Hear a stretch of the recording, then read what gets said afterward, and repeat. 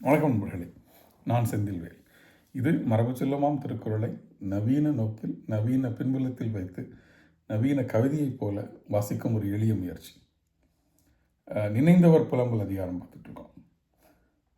பிரிவு துயருடைய உச்சத்தில் இருக்கக்கூடிய தலைவி அந்த துயரை இப்படி சொல்கிறா இந்த குறளில்: மற்ற யான் என்னுளேன் மன்னோ, மற்ற யான் என்னுளேன் மன்னோ, அவரோடு யான் உற்ற நாள் உள்ள உளே. மற்ற யான் என்னுளேன் மன்னோ, அவரோடு யான் உற்ற நாள் உள்ள உளே. மற்றபடி நான் இந்த உலகத்தில் எப்படி இருக்கிறேன்னே எனக்கு தெரியல. மற்ற யான் என்னுளேன் மன்னோ, எப்படி இந்த உலகத்தில் நான் வாழ்ந்துக்கிட்டு இருக்கேங்கிறதே எனக்கு தெரியல.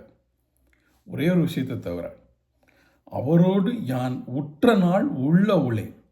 என் தலைவனோடு நான் இருந்த நாட்களை எண்ணி அதை எண்ணும் பொழுது அது தரும் மகிழ்ச்சிக்காக மட்டுமே இந்த வாழ்க்கையை, இந்த உயிரை கையில் பிடித்து வைத்திருக்கிறேன்.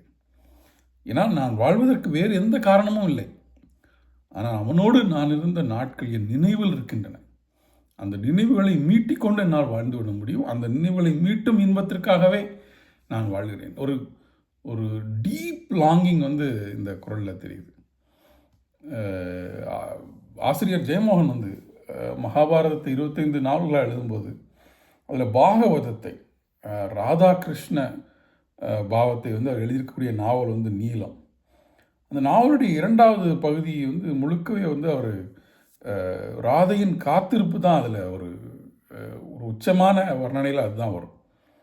அதில் ஒரு 2 வரிகள் எனக்கு ரொம்ப ரொம்ப பிடித்தமான வரிகள் 2 உண்டு. காத்திருப்புன்னே ஒரு அதிகாரம் இருக்குது. அந்த அதிகாரத்தில் வரக்கூடிய வரி, ராதா கிருஷ்ணனை பார்த்து இப்படி சொல்கிறா: நெய்யுண்டு கனன்றாடி விண்ணெழுந்து விலகும் எரி நீ. நெய்யுண்டு கனலாடி விண் எழுந்து விலகும் எரி நீ. ஒரு முறை உண்டு விட்ட பிறகு ஒன்றும் இல்லை என்று என்னை விட்டு எழுந்து விலகி நிற்கின்ற நெய் உள்ளும்போது நீ என்னோடு இணைந்து இருந்தாய், இப்போது என்னிலிருந்து விலகி நிற்கிறாய்.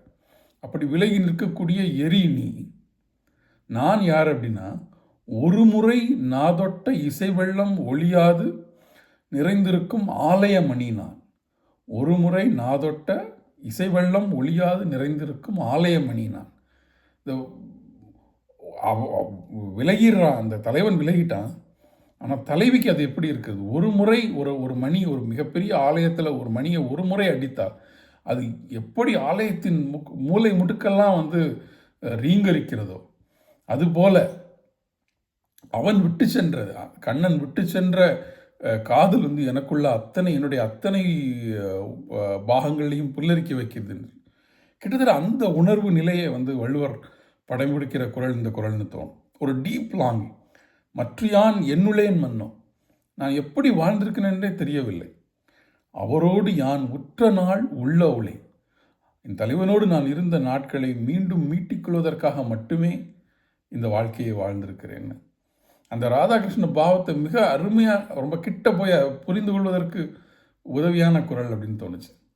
சிந்திக்கலாம் நண்பர்களே. மீண்டும் நாளை சிந்திக்கலாம். நன்றி.